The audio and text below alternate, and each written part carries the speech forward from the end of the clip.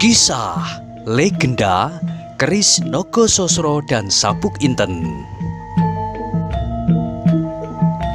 Sahabat Permata TV yang tercinta, pada kesempatan yang sangat baik ini kita masuk pada episode yang ke-189. Selamat menikmati.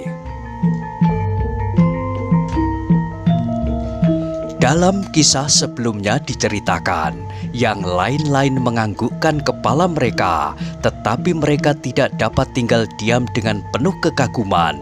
Tiba-tiba mereka sadar bahwa apa yang mereka lihat dan mereka dengar itu harus mereka sampaikan kepada kepala daerah perdikan mereka. Karena itulah maka dengan tergesa-gesa mereka berjalan kembali ke gardu mereka, menceritakan kepada kawan-kawan mereka yang mendengarkan dengan penuh keheranan dan kekaguman. "Kami akan pergi ke rumah Ki Ageng," berkata peronda itu. "Kenapa kalian tidak memberitahukan kepada kami? Mungkin kami akan dapat membantu menangkap orang itu apabila kami datang bersama-sama. Sudah kami usahakan, tetapi kami tidak sempat melakukan."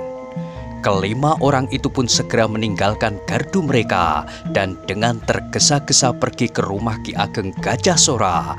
Kedatangan mereka benar-benar mengejutkan. Para penjaga di rumah Ki Ageng itu pun terkejut pula. Dengan serta-merta mereka bertanya, "Ada apa di gardumu?" "Penting sekali," jawab yang ditanya. "Kami menghadap Ki Ageng. Malam-malam begini, tidak besok pagi." "Terlalu penting. Soal apa?" "Gadis yang hilang itu." "Heh?" Penjaga itu terkejut. "Kau menemukannya?" "Akan aku beritahukan kepada Ki Ageng." "Iya, tetapi apakah sudah kau ketemukan?" "Berilah kesempatan aku bertemu Ki Ageng." Tergesa-gesa sekali. Oh, penjaga itu pun sadar bahwa ia harus membangunkan Ki Ageng. Karena itu maka cepat-cepat ia pergi ke samping rumah dan perlahan-lahan mengetuk dinding samping pembaringan Ki Ageng. "Siapa?" terdengar sapa dari dalam. "Kami, para penjaga Ki Ageng." "Ada apa?" "Seseorang peronda melaporkan tentang gadis yang hilang itu." "Heh?" Ki Ageng Gajah Sora terkejut sehingga ia terloncat dari pembaringannya. Penjaga yang membangunkan itu mendengar pembaringan Ki Ageng berderak dan didengarnya langkah tergesa-gesa keluar dari dalam biliknya. Sesaat kemudian didengarnya pintu peringgitan terbuka dan Ki Ageng muncul di ambang pintu. "Siapa yang membangunkan aku?" Penjaga itu telah berdiri di samping tangga pendopo, sehingga dari sana ia menjawab, "Aku Ki Ageng." Kemarilah, katakan apa yang kau ketahui tentang gadis itu." Penjaga-penjaga itu pun membawa kelima orang peronda yang bertemu dengan Karebet naik ke pendopo. Ki Ageng Gajah Sora pun segera menerima mereka. "Penting sekali?" bertanya Ki Ageng. "Ya Ki Ageng," jawab salah seorang dari mereka. "Apakah kalian menemukan jejaknya?" bertanya Ki Ageng. "Ya," jawab peronda itu. Ki Ageng Gajah Sora menarik nafas dalam-dalam. Kemudian berkatalah ia kepada penjaga rumahnya, "Bangunkan tamu-tamu kita. Mereka sebaiknya mendengar juga tentang hal ini." Para penjaga itu pun segera membangunkan tamu-tamu Ki Ageng Gajah Sora yang berada di dalam gandok-gandok rumah itu. Ki Ageng Gajah Sora sendiri membangunkan Arya Saloka, sehingga sesaat kemudian pendopo Banyu Biru itu telah terjadi suatu pertemuan yang lengkap. Ki Ageng Gajah Sora, Ki Ageng Lembu Sora, Ki Ageng Sora Dipayana, dan Ki Ageng Pandan Alas, Mahesa Jenar, Rara Wilis, Arya Saloka dan Kebu Kanigara, beserta beberapa orang lain. Mahesa Jenar duduk dengan dada berdebar-debar. Hampir tidak sabar Arya Saloka bertanya dengan suara parau sambil mengusap matanya yang masih agak kemerah-merahan. "Cepat, katakan, apa yang kau lihat?" Peronda itu menarik nafas. Ia menjadi berdebar-debar pula setelah ia duduk bersama dengan orang-orang yang dikaguminya itu. Tidak hanya seorang, tetapi beberapa orang. Bagaimanakah seandainya mereka bersama-sama maju bertempur? Dikenangnya kata-kata Mas Karepet itu. Suruhlah ia datang segelar sepapan. Tiba-tiba dada peronda itu seakan-akan mengembang. Di hadapannya duduk orang-orang sakti yang tidak kalah saktinya dengan Mas Karepet. "Hei, kenapa kau malah tertidur?" bentak Arya Saloka. Orang itu terkejut dan dengan serta-merta ia berkata, "Tidak, aku tidak tertidur." "Katakanlah." Salah seorang dari peronda itu pun kemudian mulai dengan ceritanya. Ditemuinya seorang yang mencurigakan dan diketahui kemudian apa yang telah dilakukan. Orang itulah yang menculik Endang Widuri. Geram Arya Saloka.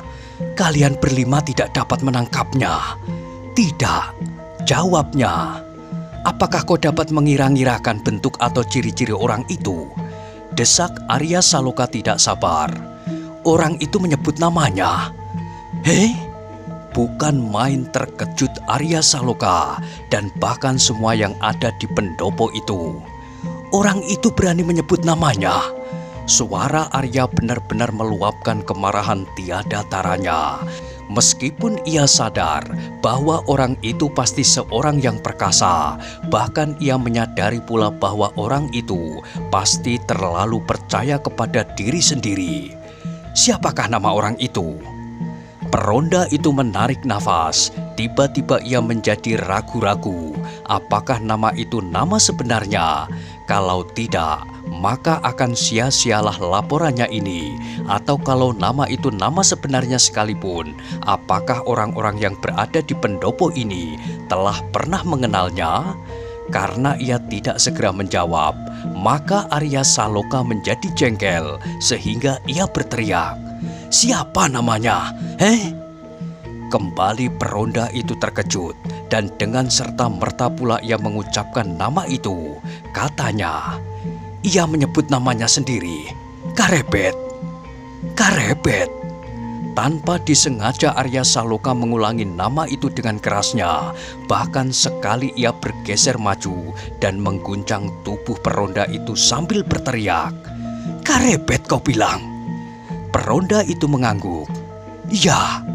Jawaban itu benar-benar mengejutkan seisi pendopo. Benar-benar tak mereka sangka bahwa yang mengambil Endang Widuri adalah Mas Karepet. Beberapa orang yang belum pernah mendengar nama itu belum dapat mengambil kesimpulan apapun. Tetapi Arya Saloka, Mahesa Jenar dan Rara Wilis serentak berpaling ke arah Kepu Kanigara dan terdengar Mahesa Jenar menggeram perlahan. "Karepet! Paman!" Tiba-tiba Arya Saloka itu berteriak. "Paman Kepu Kanigara, bagaimanakah itu? Kenapa yang berbuat curang itu justru Karepet? Kenapa?" Mahesa Jenar terpaksa bergeser pula maju. Dengan sabarnya ia berkata, "Arya, tenanglah, tenanglah sedikit. Marilah kita berbicara dengan hati yang lapang. Tetapi bukankah Karepet itu kemenakan Paman Kepu Kanigara?" "Ya, Karepet itu memang kemenakan pamanmu Kepu Kanigara," sahut Mahesa Jenar masih setenang semula. "Tetapi ingatlah, yang hilang itu adalah anak pamanmu itu pula." Oh, Arya Saloka menekan dadanya. Dada itu serasa akan pecah karenanya. Tetapi kini ia menundukkan wajahnya. Endang Widuri adalah putri Kepu Kanigara. Sehingga dengan demikian, maka seharusnya Kepu Kanigara lah yang akan lebih dahulu marah daripada dirinya. Kepu Kanigara menjadi gelisah pula karenanya. Dengan wajah yang suram ia berkata, "Ya, Karepet adalah kemenakanku." Sesaat pendopo itu menjadi sepi. Angin yang dingin telah menyentuh tubuh-tubuh mereka yang hangat karena hati mereka yang terbakar oleh perasaan yang pelik ini. dalam keheningan itu kembali terdengar suara Arya Saloka gemetar. Sekarang di manakah Karepet itu? Anak muda itu telah menghilang. Arya Saloka menggeram penuh kemarahan. Apakah kita akan dapat menemukannya? Ya, sahut peronda itu. Hei, apakah yang kau katakan? Arya Saloka menjadi semakin gelisah. Kau katakan bahwa ada kemungkinan untuk menemukannya. Ya, sahut orang itu.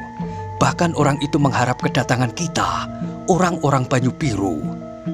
Gila, teriak Arya. Atau kaukah yang gila itu? Tidak, benar-benar dikatakannya. Nanti saat purnama naik, Baginda Sultan Trenggono akan berburu ke hutan Prawata. Gila, kau yang benar-benar telah gila. Aku bertanya tentang Karepet, bukan tentang Sultan Trenggono. Ini adalah kelanjutan dari peristiwa itu, sahut orang itu. Nanti pada saat purnama naik, Baginda akan pergi berburu. Itu sudah kau katakan. Ya. Peronda itu menjadi gugup, dan karenanya maka kata-katanya menjadi kurang teratur. Di perburuan itu, maka Karepet akan menyerahkan Endang Widuri kepada Baginda untuk putranda Pangeran Timur. Kau berkata sebenarnya? Potong Arya tergagap. Ya, dan dikatakan oleh Karepet itu bahwa seandainya Arya Saloka yang membanggakan Sosro Birowo itu tidak merelakannya, maka dipersilahkan ia datang dengan pasukan segelar sepapan. Karepet yang katanya Lurah Wiratamtama akan menyambutnya dengan senang hati. Begitu katanya, teriak Arya. Ya. Kembali Arya Saloka kehilangan pengamatan diri. Sambil mengguncangkan tubuh peronda itu, ia berteriak. Di mana kau temui Karepet itu? Di perbatasan, di Sendang muncul. Arya Saloka tidak menjawab. Tiba-tiba ia meloncat berlari ke belakang. Semua terkejut melihat tingkahnya. Namun Mahesa Jenar dan ayahnya, Gajah Sora yang mengenal tabiat anak itu, segera mengetahui bahwa Arya Saloka berlari untuk mengambil kudanya. Karena itu maka keduanya hampir bersamaan memanggilnya. Arya Saloka. Tetapi Arya Saloka tidak mendengarnya. Ia berlari terus ke kandang kudanya. Dengan tergesa-gesa dipasangnya pelana kudanya dan ditariknya kuda itu keluar kandang. Sesaat kemudian terdengarlah derap kuda itu berpacu keluar halaman rumah Ki Ageng Gajah Sora. Tetapi sesaat kemudian menyusul dua ekor kuda berlari seperti angin ke arah yang bersamaan. Mereka adalah Mahesa Jenar dan Ki Ageng Gajah Sora sendiri yang tidak sampai hati melepas Arya Saloka yang sedang kebingungan itu. Apalagi Mahesa Jenar yang menyadari bahwa tingkat ilmu Arya Saloka masih belum dapat disejajarkan dengan ilmu Mas Karepet yang aneh itu. Sehingga dengan demikian, seandainya mereka benar-benar bertemu, maka nasib Arya Saloka terlalu mencemaskan. Mereka yang tinggal di pendopo rumah itu duduk membeku dalam kesuraman sinar pelita.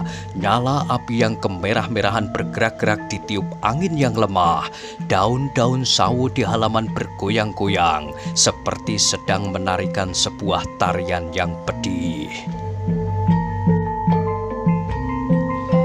Kepu Kanigara menundukkan wajahnya dalam-dalam. Ada sesuatu yang bergelora di dalam dadanya. Tampaklah membayang di matanya kegelisahan dan kecemasan. Kadang-kadang ia menarik nafas dalam-dalam dan kadang-kadang ia memejamkan matanya. Sesuatu yang maha berat sedang menghimpit hatinya. Namun hatinya itu berdoa kepada Yang Maha Agung. Semoga semuanya dapat selesai dengan sebaik-baiknya. Arya Saloka yang berbaju di dalam gelap itu benar-benar seperti orang yang mabuk. Ia tidak ingat lagi bahaya yang dapat menerkamnya, jurang-jurang yang terjal di pinggir jalan atau apapun yang dapat membahayakan perjalanannya. Yang ada di kepalanya hanyalah seorang anak muda yang bernama Karepet, seorang yang pernah dikagumi dan bahkan mereka pernah bergaul dengan rapatnya sebagai dua orang sahabat yang akrab. Kenapa Kakang Karepet itu sampai hati berbuat demikian? Desah Arya Saloka di dalam hatinya. Tetapi apapun yang pernah terjadi, sikap yang baik dan persahabatan yang akrab. Namun bukan salahku kalau persahabatan itu kini pecah. Kenapa Kakang Karangtunggal tidak saja berkata terus terang dan membicarakannya dengan orang tua-tua? Semakin diangan-angankannya, maka darah Arya Saloka semakin meluap-luap. Arya Saloka seakan-akan tidak sabar lagi menunggu sampai di perbatasan arah Sendang muncul. Tetapi akhirnya ia sampai juga ke tempat itu, tempat yang sepi senyap. Dilihatnya beberapa onggok batu karang berserak-serakan di antara gerumbul-gerumbul yang bertebaran di sana-sini. Arya Saloka yang marah itu menghentikan kudanya. Dengan nanar ia memandang berkeliling. Diamatinya relung-relung hitam di antara batu-batu karang dan di bawah rimbunya gerumbul-gerumbul yang ada di sekitarnya. Tetapi Arya Saloka tidak mendengar suara apapun juga, seakan-akan daerah itu daerah pekuburan yang mengerikan. Tetapi Arya Saloka tidak puas dengan tajam matanya. Segera ia meloncat turun dan dengan hati yang melonjak-lonjak, ia berlari-lari mengelilingi daerah itu. Disasaknya gerumbul-gerumbul yang rimbun dan ditembusnya kegelapan malam di sela-sela batu karang. Tetapi yang dicarinya tidak diketemukannya. Arya Saloka itu seakan-akan telah benar-benar kehilangan kesadaran diri. Tiba-tiba ia meloncat naik ke atas batu karang sambil berteriak keras-keras. "Hai Karepet, jangan menunggu purnama naik. Inilah Arya Saloka dari Banyu Biru. Kita selesaikan persoalan kita tanpa menunda-nunda. Buat apa kau lakukan perbuatan terkutuk itu? Hai Karepet, Karepet!" Suara Arya Saloka menggeletar memukul tebing-tebing pegunungan. Suara gemanya bersahut-sahutan mengumandang di lereng bukit Telamaya. Namun suara itu menggeletar tanpa arti. Tak seorang pun yang menyahut. Arya Saloka menjadi semakin marah. Sekali lagi ia berteriak, "Karepet, dengan mengumpankan gadis itu, apakah kau akan diangkat menjadi adipati? Hai, marilah kita berhadapan sebagai jantan sejati. Tidak perlu dengan pasukan segelar sepapan. Karepet!" Suara itu pun menggelepar di kesunyian malam. Gemerisik angin pegunungan membawa udara yang dingin sejuk. Helai-helai daun yang kuning berguguran satu-satu di tanah yang lembab oleh embun. Namun suara Arya Saloka itu hilang saja disapu hembusan angin. Arya Saloka mengangkat wajahnya ketika ia mendengar suara telapak kuda mendekat. Ia tahu betul bahwa mereka itu adalah orang-orang Banyu Biru. Mungkin ayahnya, mungkin orang lain, tetapi ia tidak mempedulikannya. Ia masih saja tegak di atas batu karang. Bulan yang hampir bulat telah melekat di ujung pepohonan. Sinarnya telah memerah dan hampir tenggelam. Namun cahayanya yang dipantulkan oleh wajah rawa bening masih tampak kuning kemerah-merahan, berkilat-kilat. "Arya!" Terdengar suara lembut dari bawah batu karang itu. Arya yang sedang dibakar oleh kemarahannya itu masih juga mendengar suara itu. Suara yang telah dikenalnya baik-baik melampaui ayahnya sendiri. Suara itu adalah suara gurunya. Meskipun demikian, untuk sesaat ia masih berdiam diri di atas batu karang itu. Gelora kemarahannya yang menghentak dadanya belum juga dapat ditenangkannya. "Arya!" Suara itu didengarnya kembali. Betapa ia dihanyutkan oleh kemarahannya. Namun suara itu benar-benar berpengaruh padanya. Karena itu maka Arya Saloka itu pun berpaling. Dilihatnya di dalam keremangan malam, dua orang yang masih duduk di atas punggung kuda. Gurunya Mahesa Jenar dan ayahnya Gajah Sora. "Arya!" Kali ini ia mendengar suara ayahnya. "Turunlah!" Arya masih berdiri di atas batu karang itu. Sekali tatapan matanya menyangkut pada bulan yang telah hampir lenyap di balik pepohonan yang tumbuh di lereng bukit.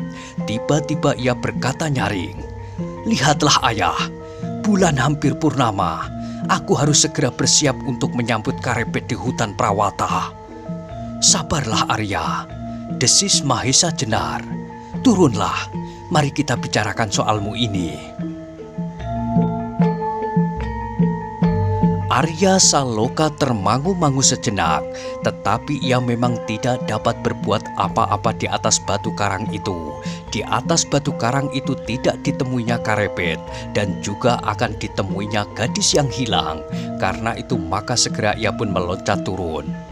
"Sebaiknya kau tenangkan hatimu Arya," berkata Mahesa Jenar. Arya Saloka tidak menjawab. Dipandang wajah ayahnya yang duduk diam di atas punggung kudanya, tetapi di dalam malam yang remang itu tidak mendapat sesuatu kesan dalam wajah itu selain tegang. "Marilah kita pulang dahulu," ajak Mahesa Jenar. Arya Saloka tidak menjawab. Ia masih mencoba memandang tempat-tempat yang gelap di sekelilingnya. "Anak itu sudah pergi," desis ayahnya. Arya menggeretakkan giginya, namun perlahan-lahan ia menuju kudanya. "Naiklah, biarlah kita bicarakan semuanya ini di rumah," berkata ayahnya mendesak. Arya Saloka itu kemudian menjadi seakan-akan kehilangan segala-galanya. Ia menjadi bingung, cemas, marah, dan tanggapan yang simpang siur atas perbuatan Karepet itu. Dengan hati yang kosong ia meloncat ke atas punggung kudanya dan dengan lesunya ia mendorong kudanya berjalan kembali ke rumahnya.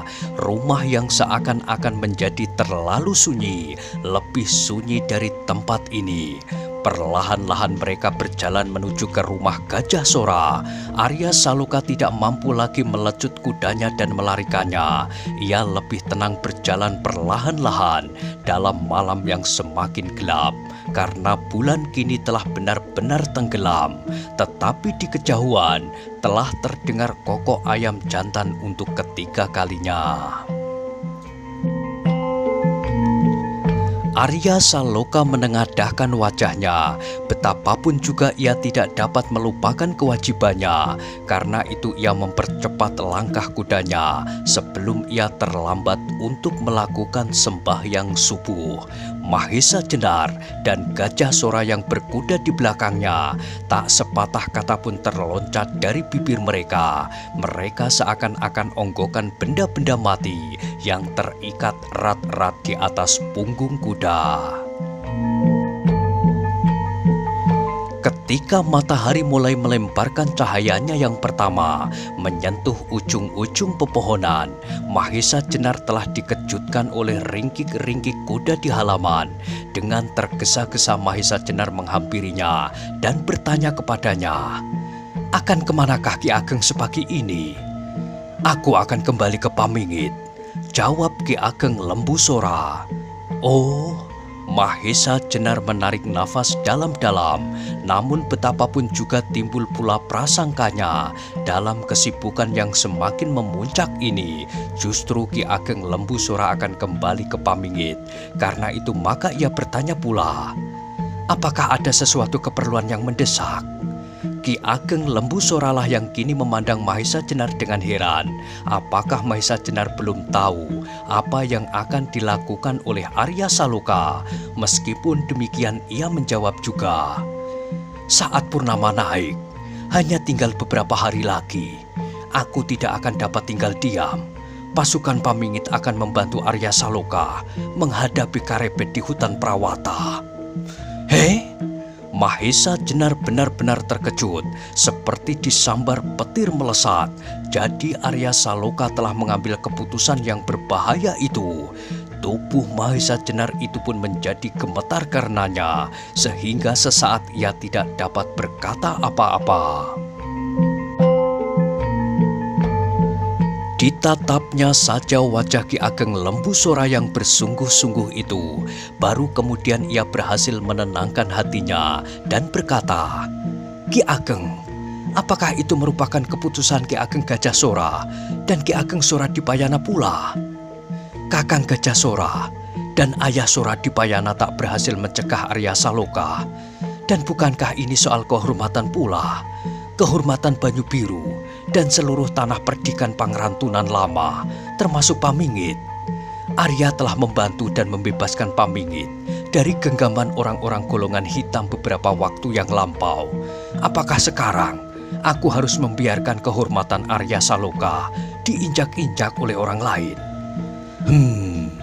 Mahesa Jenar menarik nafas. Ki Ageng Lembu Sora masih juga kejangkitan penyakitnya yang lama.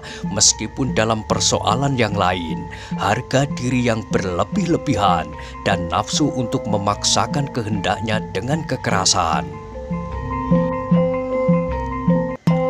Tetapi kali ini Ki Ageng Lembu Sora tidak mutlak bersalah seperti apa yang dahulu pernah dilakukan. Bahkan kini ia merasa berkewajiban untuk membalas kebaikan hati Arya Saloka.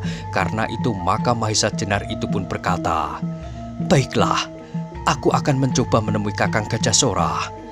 Ki Ageng Lembu Sora memandangi Mahesa Jenar dengan pandangan yang aneh. Apakah guru Arya Saloka itu tidak sependapat seandainya Arya Saloka memenuhi tantangan Karebet? Tetapi Lembu Sora itu pun kemudian tidak menghiraukannya lagi.